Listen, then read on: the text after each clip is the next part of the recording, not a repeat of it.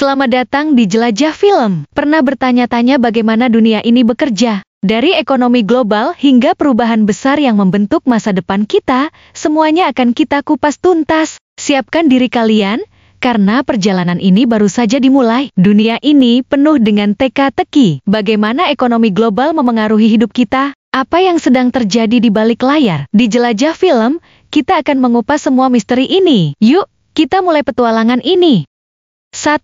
Citadel, hedge fund milik Ken Griffin, siap sediakan likuiditas untuk kripto. Citadel siap dukung kripto, langkah besar dari hedge fund Ken Griffin. Citadel Securities, salah satu hedge fund terbesar milik Ken Griffin, berencana menyediakan likuiditas untuk aset kripto. Ini menunjukkan bahwa institusi keuangan tradisional mulai melirik kripto, terutama setelah Presiden AS Donald Trump yang dikenal pro-kripto. Citadel akan bekerja sama dengan perusahaan besar seperti Charles Schwab dan Fidelity Investment untuk membangun platform kripto khusus institusi. Mereka juga mendorong regulator untuk menetapkan kebijakan investasi aset digital yang lebih jelas. Trump sendiri berjanji akan memberikan kepastian regulasi kripto, termasuk mengganti ketua SEC yang selama ini dianggap menghambat industri ini. Langkah ini bisa membuka jalan bagi semakin banyak institusi besar masuk ke pasar kripto. 2. Uang tunai tembus Rp5.451 triliun, Berkshire bisa beli pabrik Coca-Cola. Berkshire Hathaway punya uang tunai fantastis, bisa beli Coca-Cola. Berkshire Hathaway, perusahaan milik Warren Buffett, mencetak rekor dengan cadangan uang tunai sebesar Rp5.451 triliun. Jumlah ini bahkan lebih besar dari kapitalisasi pasar 93% perusahaan di indeks S&P 500. Sebagai perbandingan, uang tunai tersebut cukup untuk membeli seluruh Coca-Cola, yang nilai pasarnya sekitar Rp5.006 triliun. Apalagi, Coca-Cola memang sudah menjadi salah satu investasi terbesar Buffett. Namun alih-alih belanja besar, Buffett justru memilih menunggu peluang yang lebih menarik, mengikuti prinsipnya untuk menjauhi pasar saat investor lain sedang serakah. Saat ini, Berkshire menghasilkan pendapatan bunga Rp189,73 triliun, sebagian besar dari surat utang negara. Dan Buffett berencana memperbesar investasinya di Jepang untuk jangka panjang. 3. Apple dikabarkan bisa jual iPhone 16 di Indonesia usai larangan bakal dicabut. Apple Inc. dikabarkan telah sepakat dengan pemerintah Indonesia untuk mencabut larangan penjualan produknya, iPhone 16. Kementerian Perindustrian akan segera menandatangani nota kesepahaman minggu ini. Menurut Bloomberg, kementerian tersebut telah mengadakan jumpa pers yang bermaksud untuk mengeluarkan izin yang memperbolehkan Apple menjual produknya tersebut. Jika hal tersebut terjadi, ini dapat mengakhiri perseteruan yang dimulai pada bulan Oktober tahun lalu yang menolak mengeluarkan izin. Sebab, perusahaan tersebut gagal memenuhi syarat untuk memproduksi di gawai dan tablet di Indonesia. Akan tetapi, Apple berjanji untuk berinvestasi senilai 16.450 miliar IDR dan berkomitmen melatih masyarakat setempat dalam penelitian dan pengembangan produk di Indonesia. Nantinya, secara mandiri akan dapat membuat gawai mereka sendiri. Adapun penawaran tersebut sudah mencakup pembangunan pabrik di Pulau Batam yang ditujukan untuk memproduksi perangkat AirTags. Apple akan menggandeng pemasoknya, Luxshare Precision Industry, dalam mengoperasikan pabrik tersebut. 4. Mengapa harga Ethereum tidak anjlok saat bibit diretas? Ethereum, aset kripto terbesar kedua berdasarkan kapitalisasi pasar, telah dicuri dari salah satu exchange terbesar bibit sekitar 446.870 Ethereum. Ini terjadi akibat peretasan yang dilakukan oleh Lazarus Group yang diduga berasal dari Korea Utara. Namun, kejadian ini tidak membuat harga Ethereum anjlok secara drastis. Ini karena CEO Bibit Ben Zhou mengatakan akan mengganti kerugian investor yang dinilai dapat mencegah aksi jual aset tersebut menjadi salah satu faktor harga Ethereum tidak anjlok. Adapun, penyelidik on-chain ZXBT yang dengan sigap membantu melacak dan mengamankan dana bibit yang telah diretas. Tindakannya ini dinilai dapat meyakini pelaku pasar dan mempertahankan nilai aset tersebut. Selain itu, menurut pendiri klub Katalis Arnaupin mengatakan bahwa kelompok Lazarus tidak dapat menjual Ethereum. Sebab, jika peretas tersebut menukarkan ke stablecoin, maka penerbit akan membekukannya dan mereka telah masuk ke dalam daftar hitam. Jika Anda menukarkan menjadi stablecoin, mereka akan membekukannya. Mereka dapat pindah ke Bitcoin, tetapi akan sangat lama. Tidak hanya mata dunia akan tertuju pada mereka, tetapi apapun yang mereka sentuh akan masuk daftar hitam. Selanjutnya, menurut anggota Dewan Starknet Foundation Eric Wall yang merujuk data dari Chainalysis menjelaskan kelompok kriminal tersebut melakukan pencucian uang membutuhkan waktu yang lama. Ini sama seperti pendapat Pinto sebelumnya. Sebagai informasi, menurut analis kripto Nansen mencatat harga Ethereum turun hanya 8% menjadi 42,77 juta rupiah. Pasca peretasan, sebelumnya terjadi hal tersebut berada di sekitar 46,06 juta rupiah. 5. Biro Penyelidik Federal Amerika Serikat buru Park Jin-hyuk usai peretasan Ethereum senilai 22 rupiah 8 triliun.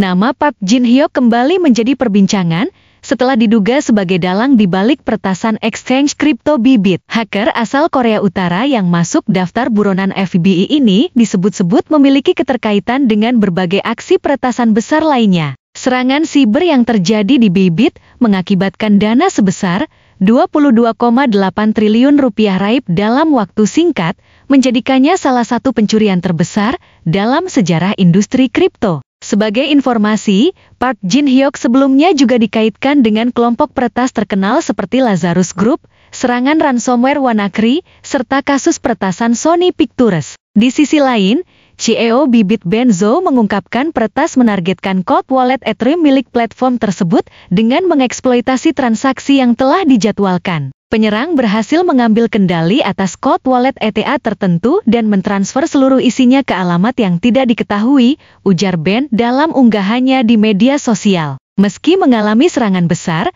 Bybit memastikan bahwa seluruh permintaan penarikan dari pengguna tetap dapat diproses dan sistem kini telah beroperasi normal. 6. Apple rencanakan investasi 8.178 rupiah triliun demi teknologi masa depan dalam 4 tahun.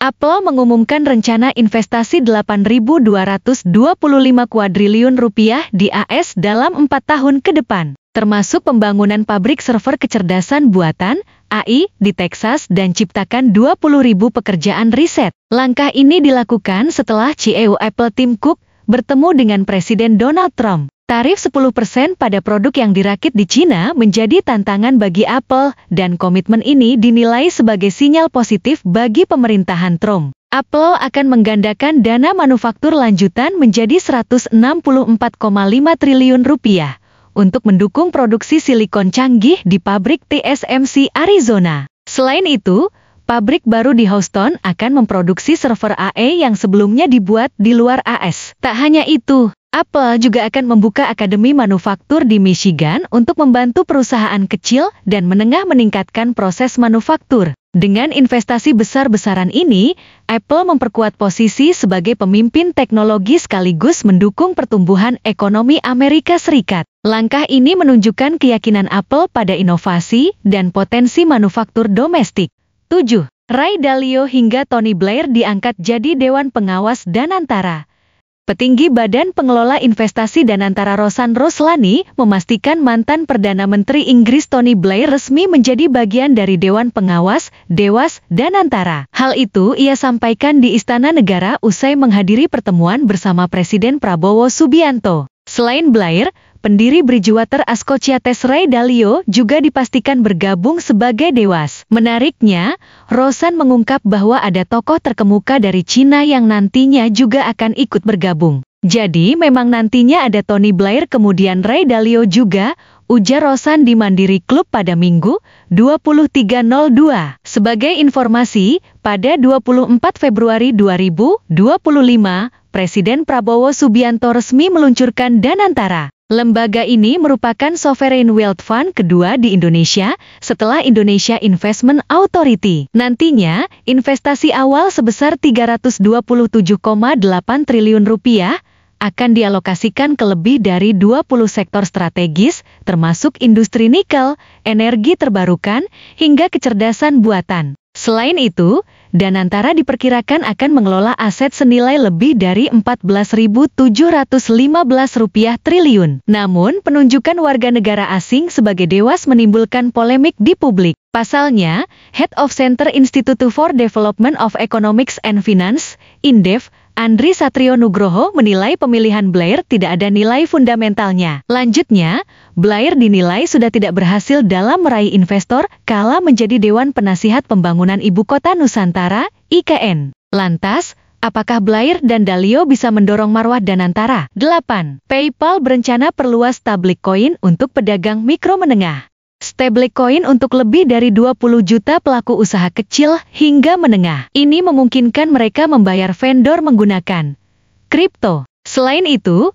PayPal menargetkan penggunaannya kepada para pekerja lepas dan penjual global dalam melakukan transaksi pembayaran, penerimaan gaji, bahkan menyelesaikan transaksi lintas batas. Menurut pemimpin Small Business and Financial Services Unit PayPal Michelle Gill berharap ini dapat membantu pedagang dalam melakukan transaksi lintas batas yang berada di luar negeri. Banyak pembayaran yang kami harapkan akan bersifat lintas batas karena pedagang di Amerika Serikat berupaya membayar vendor dan pemasok di luar negeri, ucapnya. Nantinya, rencana ini akan diluncurkan pada 6 bulan ke depan dengan tujuan yang jelas. Sebab, dengan aset digital ini pebisnis akan dapat bertransaksi dalam skala besar yang sederhana dan efisien secara global tanpa bergantung pada bank. Gimana menurut kalian? Dunia ini memang penuh kejutan, ya? Kalau kalian suka pembahasan seperti ini, jangan lupa like, share, dan tinggalkan pendapat kalian di komentar. Dan yang paling penting, jangan lupa berlangganan di channel kami dan nyalakan loncengnya supaya kalian gak ketinggalan insight-insight menarik lainnya di Jelajah Film. Sampai jumpa di episode berikutnya.